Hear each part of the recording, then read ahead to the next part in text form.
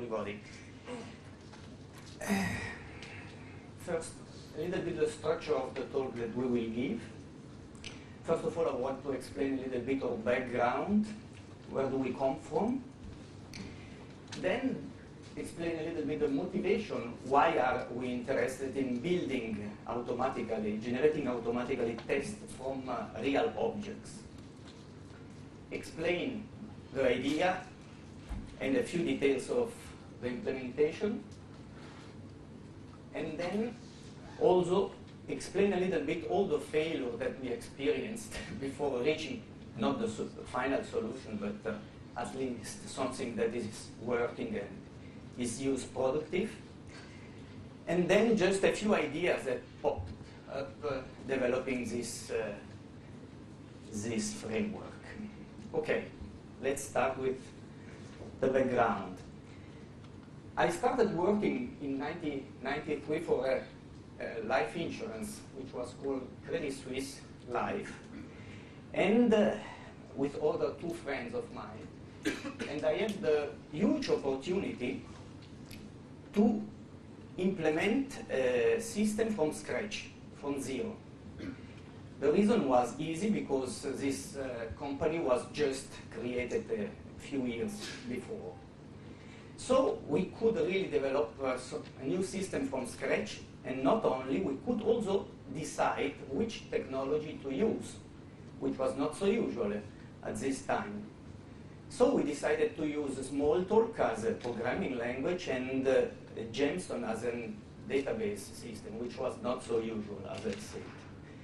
It took us 2 years and a half to be able to deliver the first production system, which again was not so bad at this time. When we finished, our CEO asked us, how do we want to celebrate this moment, because it was not so clear that we really would be able to finish the project. And we asked him, oh, it would be really nice to have some Smalltalk guru come in and review what we did, because we were convinced we were very good at programming. And so he said, okay. I knew a little bit Kent back, and I told him if he could join us in Switzerland and review the system. So he came, and the first question that he told us, that he asked us was, how many tests do you have at the moment? We said, oh, we tried a few tools, but it was a little bit a disaster. We implemented tons of tests, but they never failed, and we had huge maintenance costs. Perhaps it was also too early to do this kind of stuff, but so the result was really we didn't have tests. We weren't able to write tests to test our system.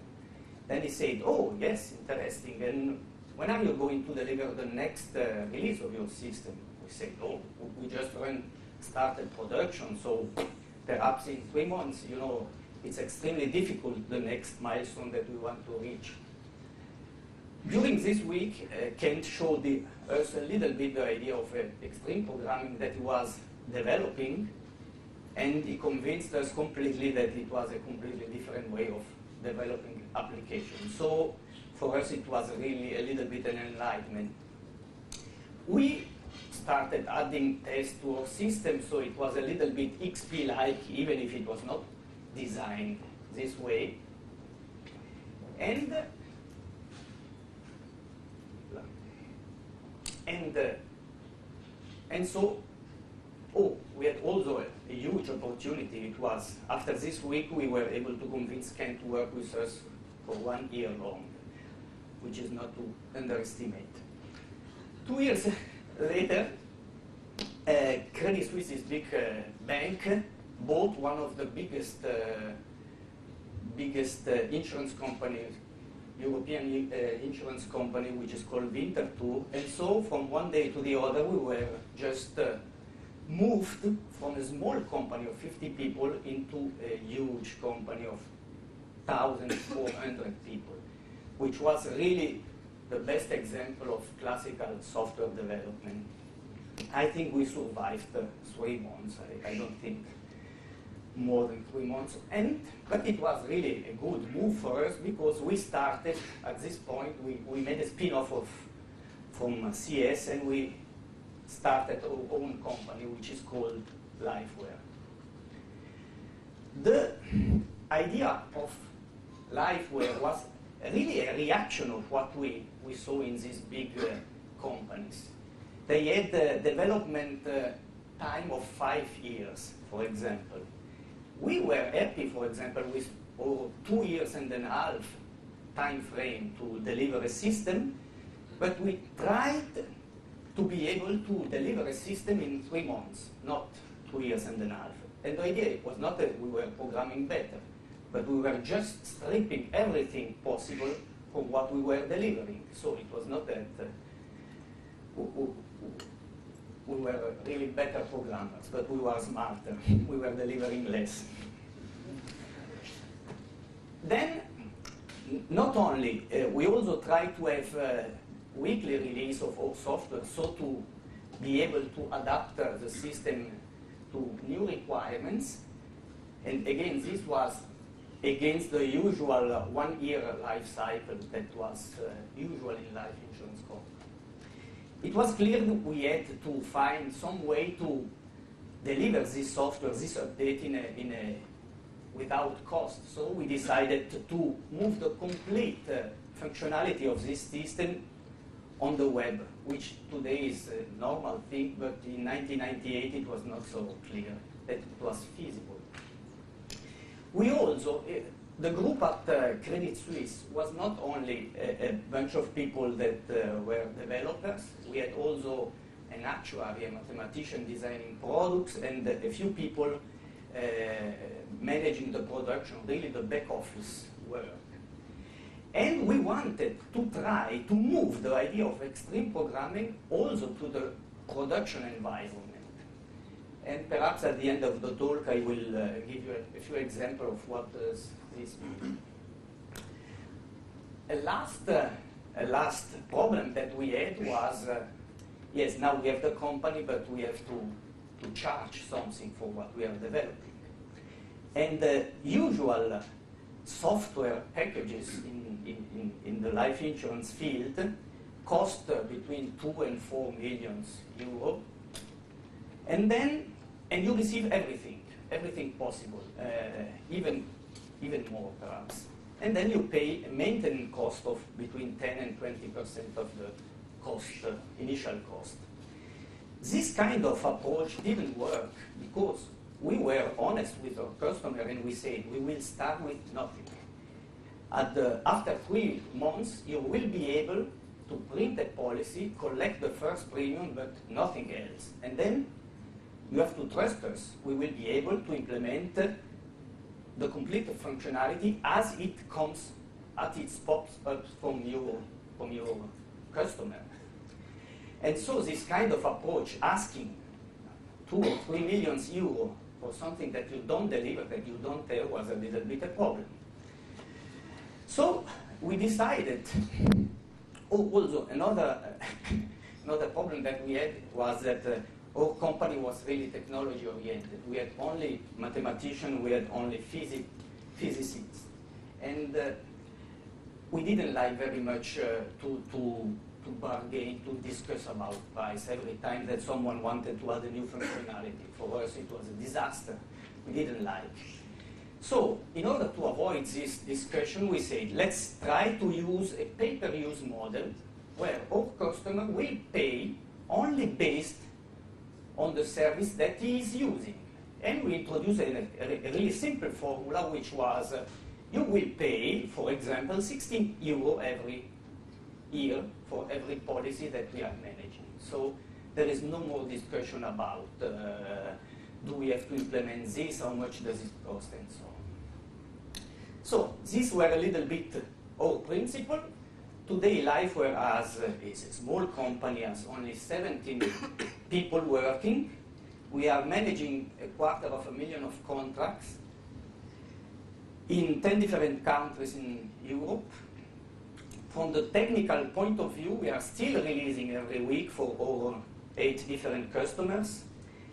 And we are covering the functionality of our system with 15,000 tests that takes, at the moment, 15 minutes to run. Motivation of this talk. If I can summarize the background, we were early adopters of extreme programming. We love test first. I started programming really better using test first. The problem that we experienced was that it was harder and harder to test first. We were, I think, world champion in designing tests for the first 4 milliseconds of a contract. It was easy to define how does a test look like for the first 2 weeks of a contract. Easy. It was a little bit harder to specify tests when a contract was getting older and older. Unfortunately, after a few years, and life insurance contracts are at a duration of 50, 60 years, so this is a problem that is unavoidable. Being able to reconstruct or to make test first for contract that they have 2 or 3 years was simply impossible. So it was sad, but we had problems in testing first our system. Not only, we convinced our customer that testing is extremely important and automated testing is even more important.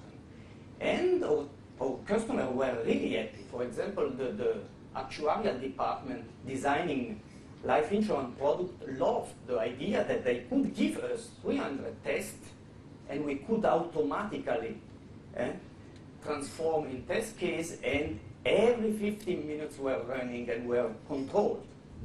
This was really nice. For example, we received, in order to implement the surrender process, which is when a customer does want to receive back his insurance, we received 300 test cases that were testing all possible products, all possible duration, everything wonderful. It took us 2 weeks to implement this test case, were all green, wonderful. We moved into production, this new process. The third real surrender didn't work. And we said, how is it possible? We implemented 300 tests. It's a shame. The problem is that it's usual when you buy back, normally this is a disaster contract. You know, he didn't pay, he had a few mutations, and so on. And it was so a strange configuration that the actuary, which again is an abstract thinker, didn't think about. So we had tons of wonderful tests that were not really testing what was happening in the reality.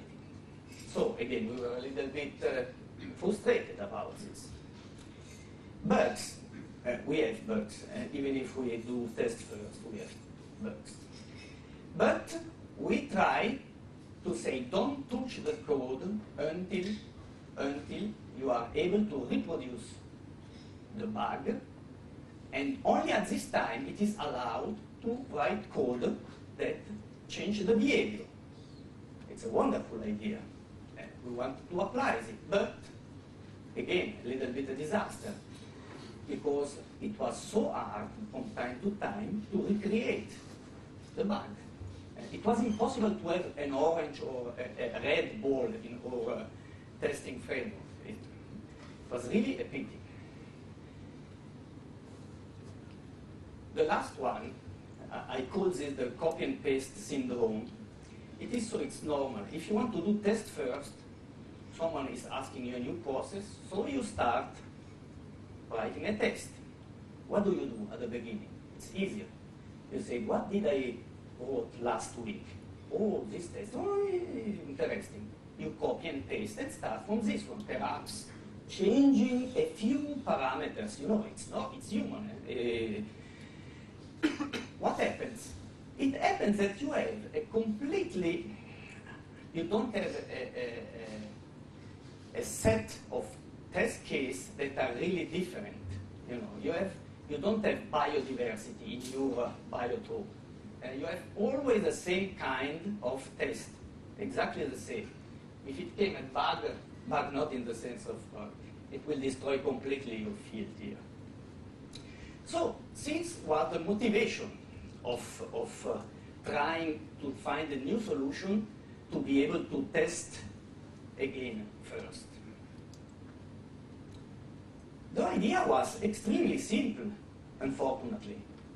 The idea was so simple because we had in front of us 250,000 of test cases waiting to be wake up and to become test. It was not so difficult. We just need the ability, and this is the idea, we just need the ability to move into production, into your own system, and with a finger just touch a contract and receive it back as a test case. This was our dream. If we could be able to do something like this, we could again restart and developing test first or system. Yeah. Now we will try to give you an example of this dream, what we have implemented so far.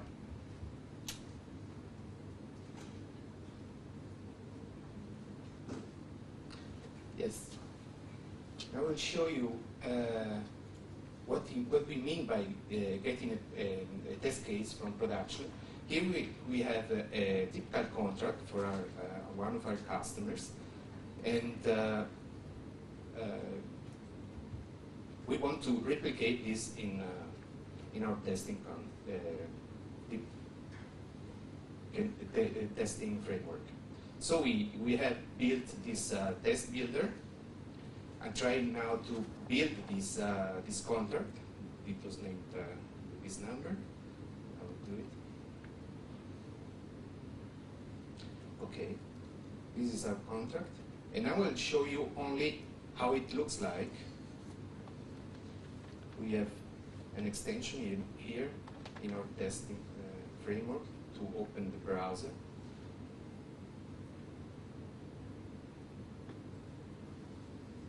Just a second. Okay. And here is the test case. You can see if I switch the tabs that these are completely the same. I can show you at the account level, it's more complicated.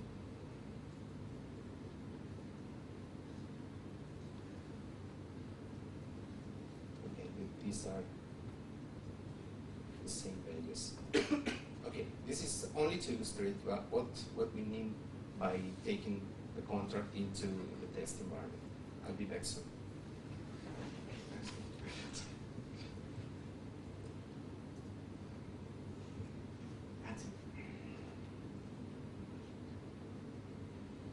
So this was the idea, and also a little bit how it is implemented at the user interface level.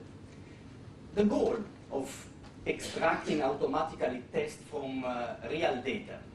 First, this generation should be automatic. We didn't want to have manual solution, first of all. Second, we wanted to have this text that we were generating, that these tests were readable and comprehensible. And this is not so clear, because normally, I remember when I was working with fourth generation language and all this kind of stuff, they were generating code, but it's impossible.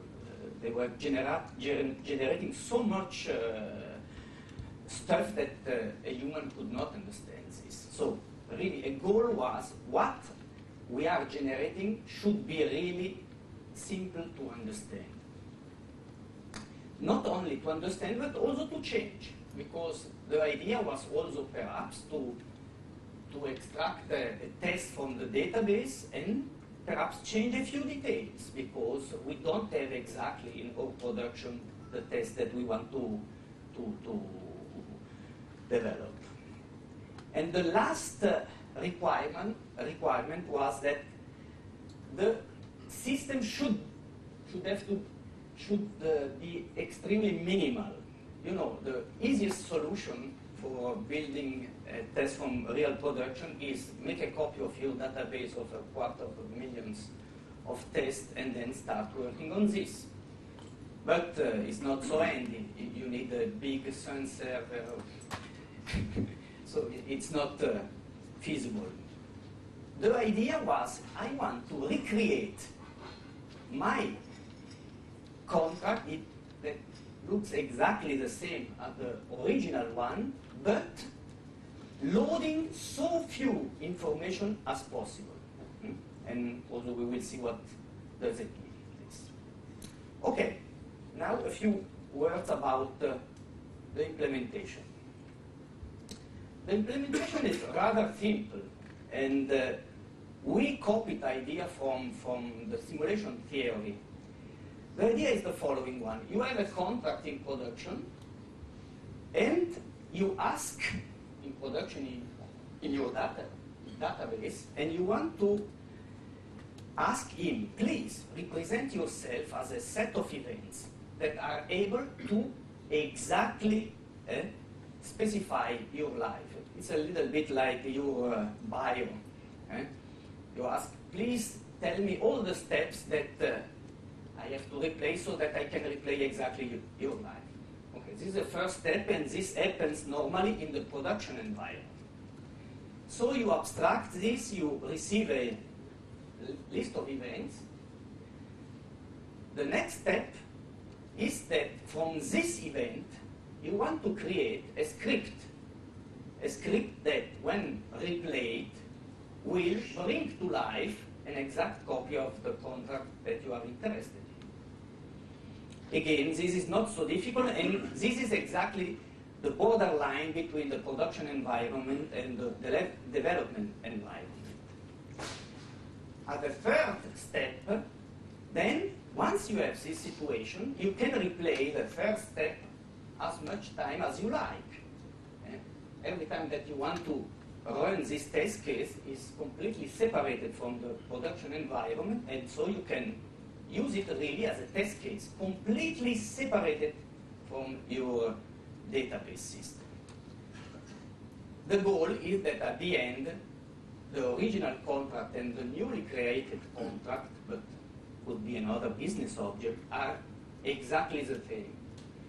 What does it mean exactly the same? It depends on the granularity that you are interested in. Again, should not be exactly the same in the technical point of view. It means the same object, but should behave exactly how you desire.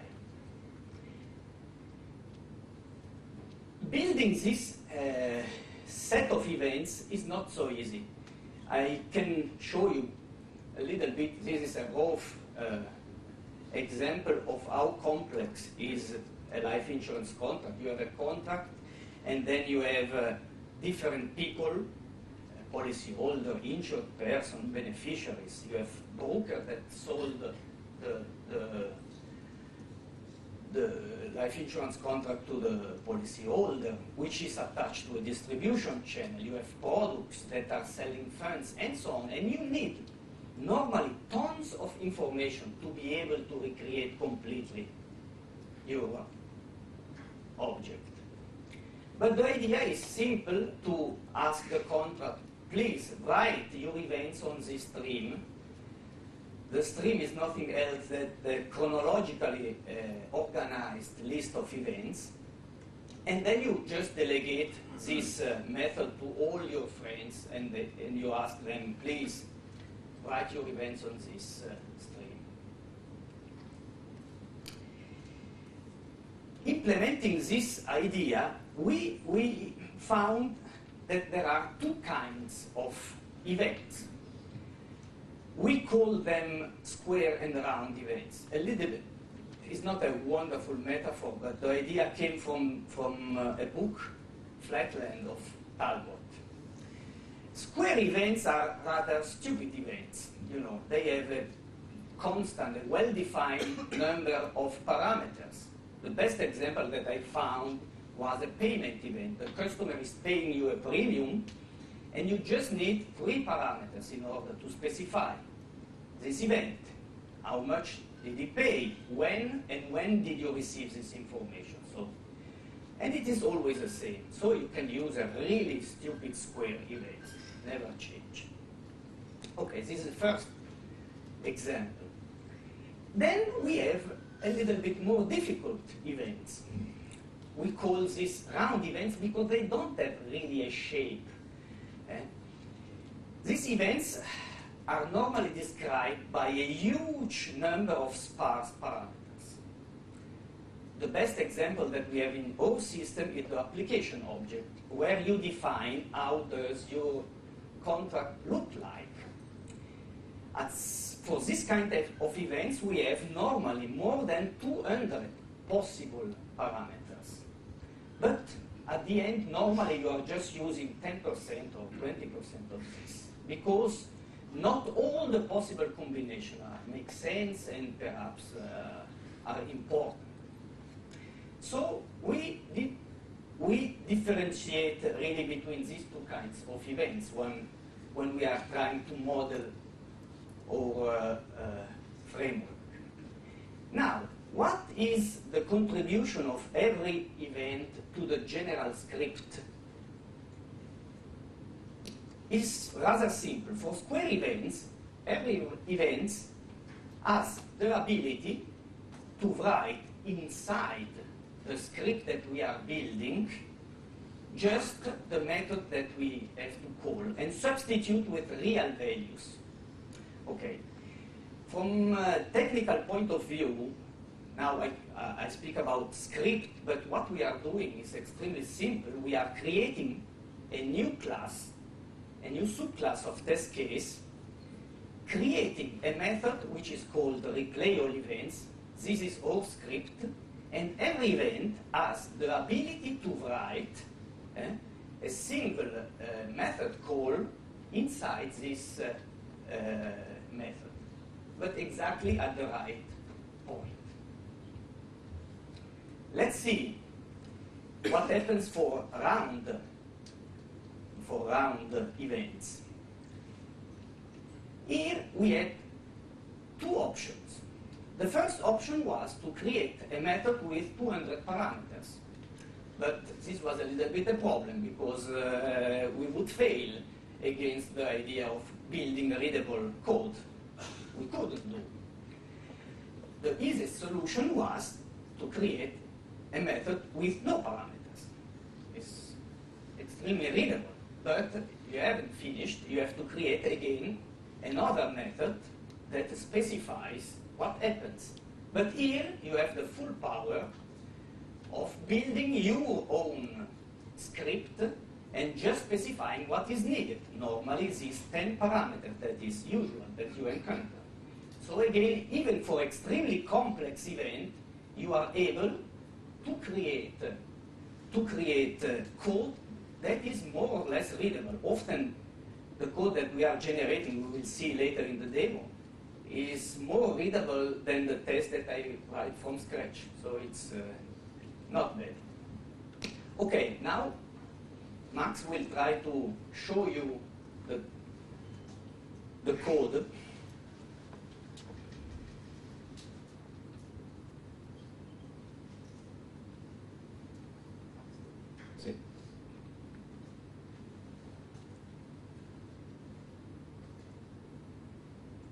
Okay, let's start from where we ended.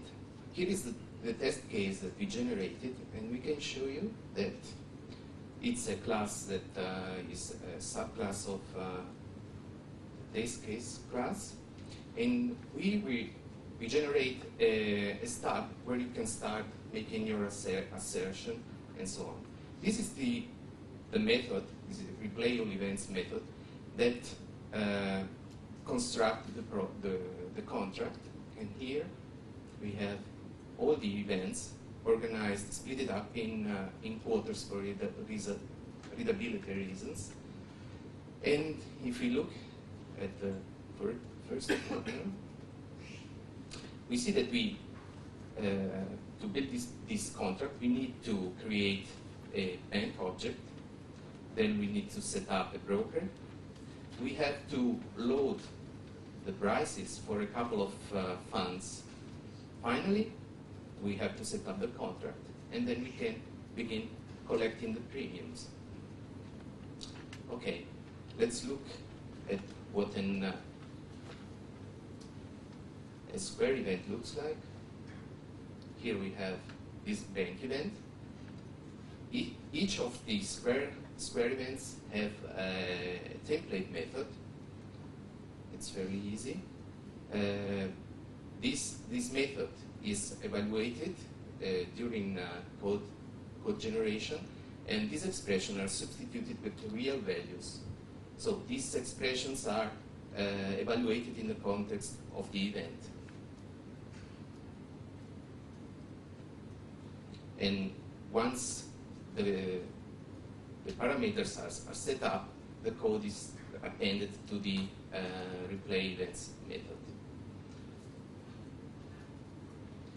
And now we can show a typical application method. It sounds complicated, but it is minimal. This is the method to set up an application of an insurance contract. If we look in the application event, we have like in the simple events, a template method, but this method is very complicated.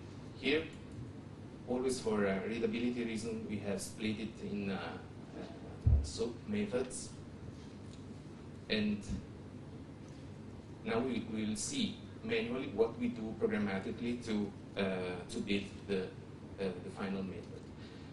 To make this, we get the help from our development environment. We need functions from the refactory browser. At the first step, you can see here, we inline the messages at this level, this one, and this one, and then for all methods, like we reach the end. And here is the fully expanded, to get the whole picture, this is the fully expanded method to set up an application. Okay. The first step is to take all these conditionals, this full of conditional, if you see, is to take these conditionals, evaluate the condition in the context of the event, and then switch to this branch or this other branch in function of the result. So if I look here, I have as insured a female, so this evaluates to false. Okay, in line. Okay. And now I have this simple method. I'll do that for all the conditions until I reach this method. It's getting simpler. We don't have conditions anymore. We have a special case to expand yet, and this is a loop. We have to unfold the loop because each contract may have a different number of funds, so we have to generate this tab for every fund. So the next step, we'll see. This contract had two funds. Okay, and we generated this one. The last step is to evaluate these expressions to get the real data from the productive application. And this is done here, and we're getting pretty close to the end. You see that the code is becoming minimal. And now, just for beautifying the code and for readability reason, we cascade all the methods to builder. Didn't get it. Okay. And now we can see that the final result. Once this is made, the method is compiled into the test class. And that's the test generation process.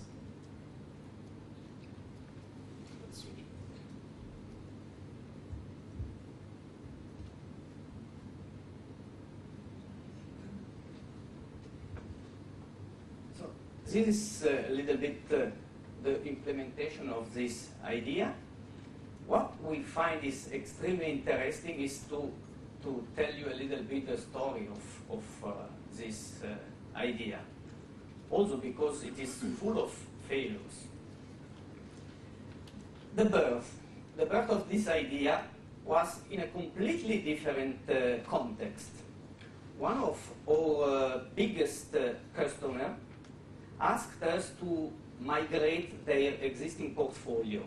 They had a few thousands of contracts that they wanted to move into our new system. So we didn't like very much to migrate old portfolio because it's really an extremely difficult task. Perhaps I can explain later the reason. But we had to. And normally the competition is just taking a snapshot of taking a photo of the portfolio of the contracts at the time when they have to migrate the system and move to the new system and then start living again. And we didn't like at all this idea because from our point of view it didn't make sense. From our experience, we know that it is extremely important to have the complete history of your contracts because it happens that you have retroactive changes to make, you have perhaps to regenerate some tax statement for 2 years before and so on. So we know it was not working. Second, from an XP point of view, migrating a portfolio is the worst thing that you can do. It's the biggest risk that you can take because the idea is to deliver at one day the complete functionality for all your contracts. And so you are not minimizing your risk, but you are maximizing them. But we had to. We promised that we wanted to do this stuff, so we had to.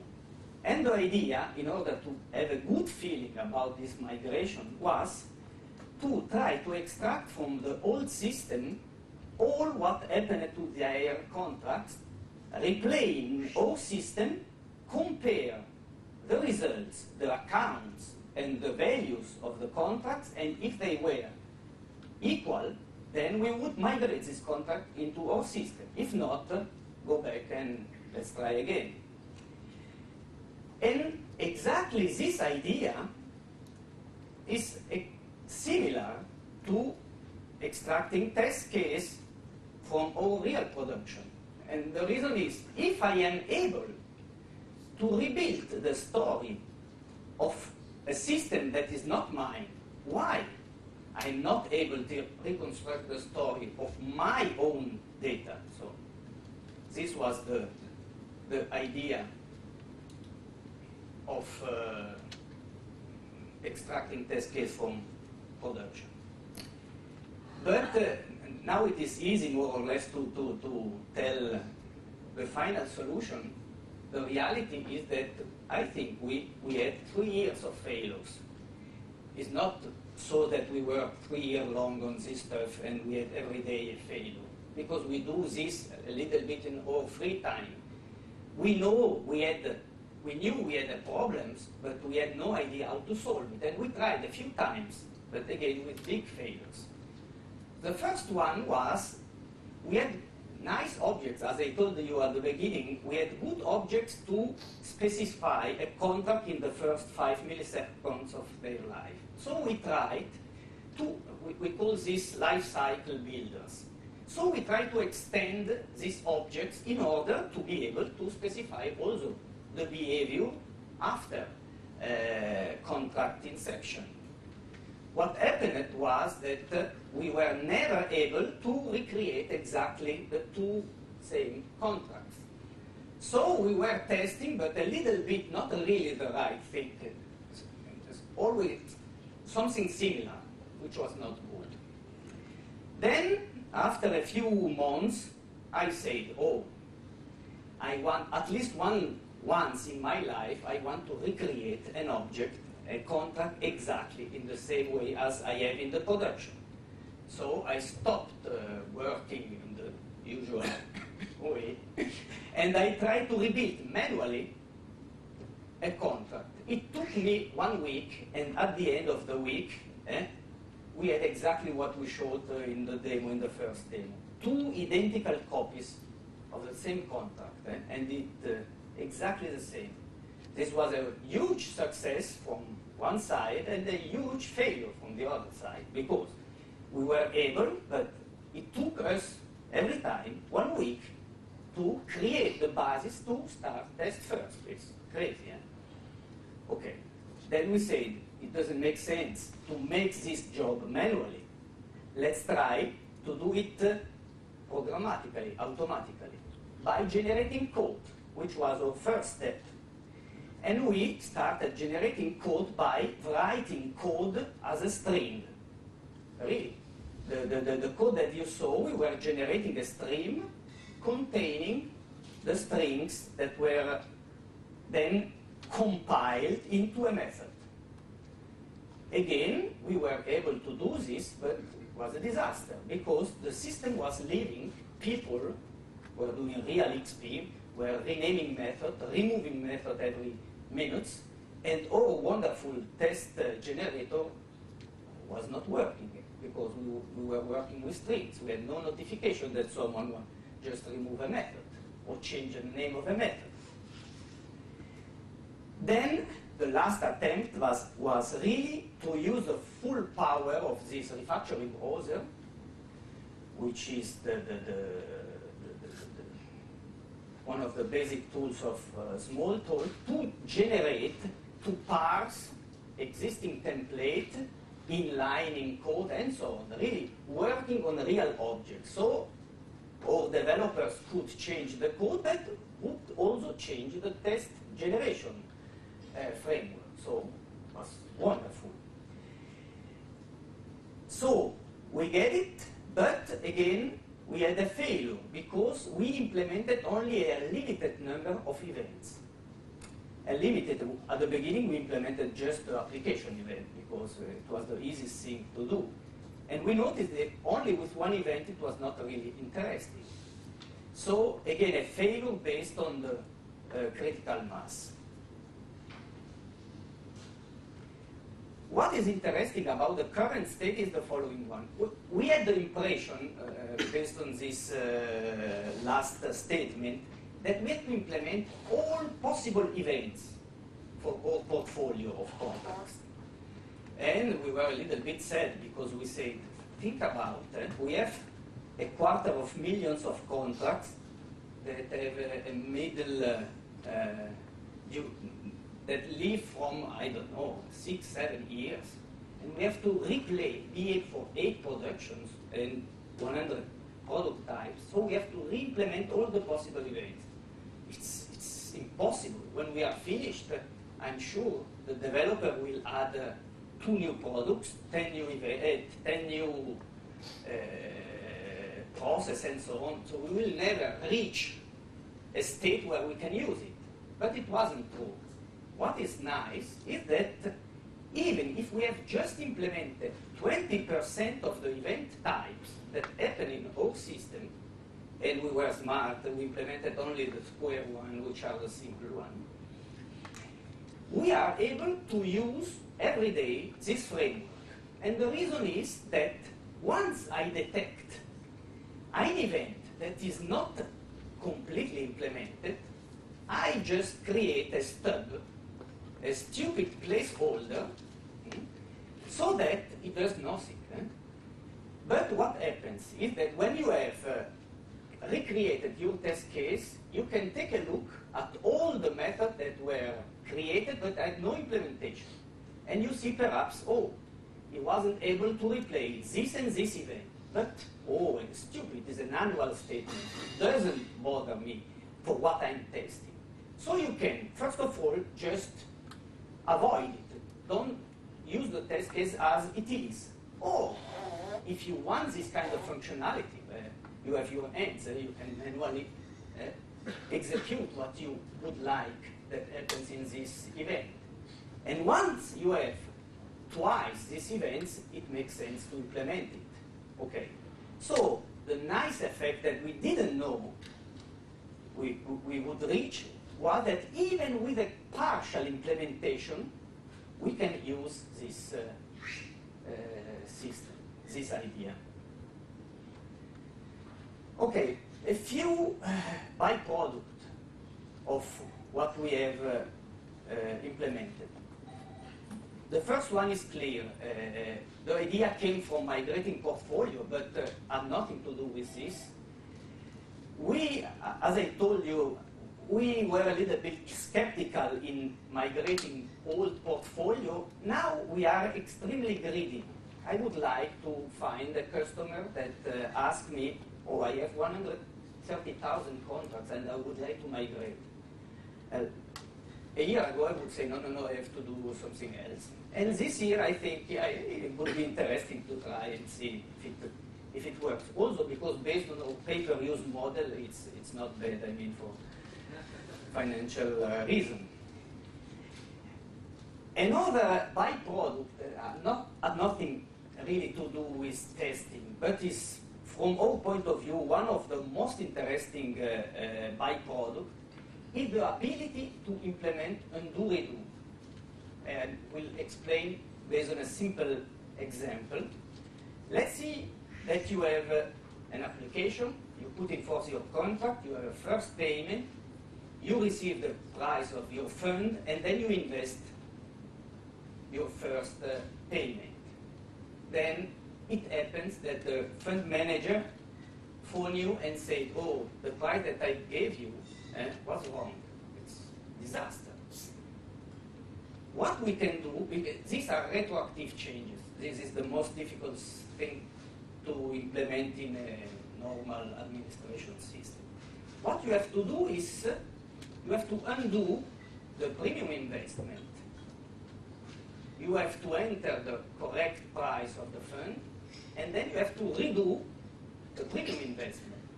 What happens in reality is that perhaps you have 200 events in between, not only one. I did it this way just to simplify. What is nice that all events that were created in order to extract tests from our database can be used also for this application level functionality. We just have to add undo functionality to every event, so we are able to go back. And what is even nicer is that the redo is for free, because it's exactly what our framework is doing. User testing. This is our long-term dream. We wanted that our customer will automatically sign test case, create test case, manage test case, and stamp test case. And the idea is rather simple. For example, if our customer wants to introduce a new product, they can give us the specification, we implement it, we give them a prototype, they can test a scenario, open the policy, try to make a simulation of 20 years, all this kind of stuff. And when they are happy, they could push a button and say, for example, the policy is okay for me. At this time, we would recreate, extract the test from the system, not only, but we would be also extracting the expected value from the system and generate a test case. But this is only a dream at the moment. What we also noticed was that extracting test case from production helped us in predicting extremely difficult values to predict. I again, I will try to make an example here. In reality, you have an application, a contract that went in force, the customer didn't pay, so it was premium exempted. You finished, you said, no, you don't have to pay anymore, but I will reduce your benefits. And then 2 months later, the customer says, no, now I have money, I want my insurance back, and please reactivate the policy. So now you have to implement this process. It's not so easy, but it's extremely easy to have this contract, remove the event premium exemption, and just assert that the two contracts are exactly the same. So often, in order to create expected value, we are just slightly modifying the test case that we are creating. Summary of this talk. First of all, we are really happy because it is possible to develop test first. Really, now we can restart implementing code test first. We have a quantum leap in the quality of the test. We don't have this stupid test that looks all equal. We have really completely random test case. And what is extremely interesting is that this approach is supporting this dream of extreme production. And now I will try to explain the dream of extreme production. Normally in XP, you try to plan when a given functionality has to be present in your system, has to be implemented. And you say, oh, in 2 weeks I have to create the annual statement. So I have at least start implementing this 2 weeks before, you know. This is the best thing that we were able to achieve.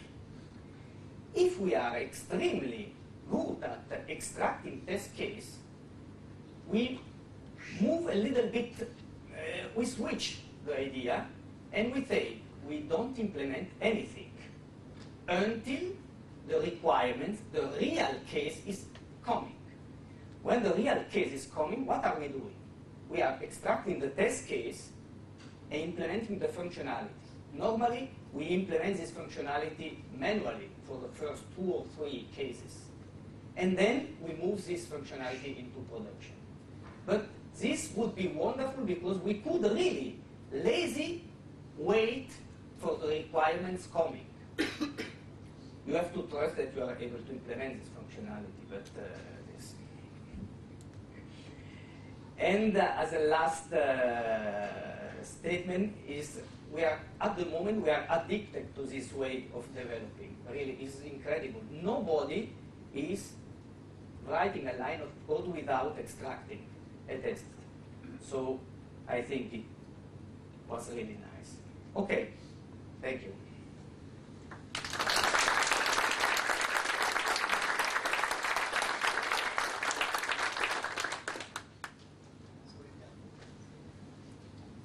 We've got time for a couple of questions.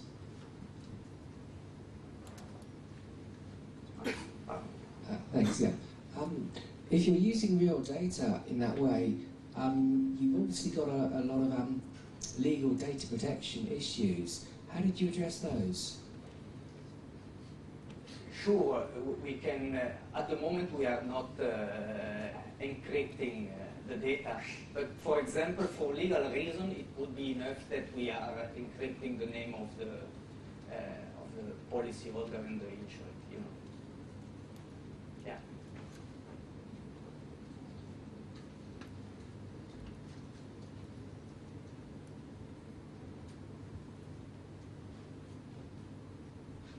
Right, Dan North, Footworks.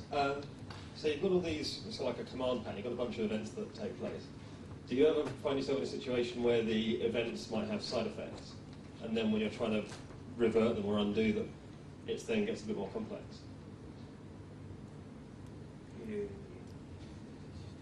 Until now, we could manage to avoid this. The events could have side effects.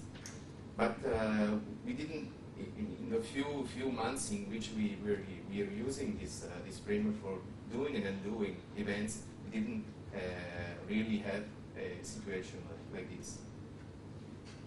Thanks. Hi, Rick Muggeridge, Remo Research. How do you feel about the kind of coverage of the tests that you have? I mean, I'm thinking in terms of tests that are kind of dealing around the edges when things go wrong. Do you have customers kind of constructing these sorts of examples for you as well? I didn't understand very good. I can imagine that the examples you're using to build your tests are positive examples where things work correctly. Yeah. Do you have such tests which also deal with where things are going wrong, in a sense? So thinking from a testing perspective, bad paths, dealing around boundary conditions and such like, in terms of thinking about what is the coverage of the tests over the code base. Sure. This is exactly the idea of extracting a real test and then changing, for example, test parameters to have these spatial conditions, for example. It's not that extracting a real test is solving all your problems, you know, but help you so much in solving the real production problems, you know. And what we are experiencing is that we deliver functionality normally only for the test that we have implemented. Let's assume we have a first process that is we have to implement. We implement and we open this process only for the kind of products, shape, and so on that we have implemented, you know. And then we incrementally open, you know, the functionality every time we have a new example that doesn't fit in our structure. But you are right, you have to think also. It's not a mechanical way of implementing functionality. Yeah. All right, thanks guys. That was really interesting. Yeah.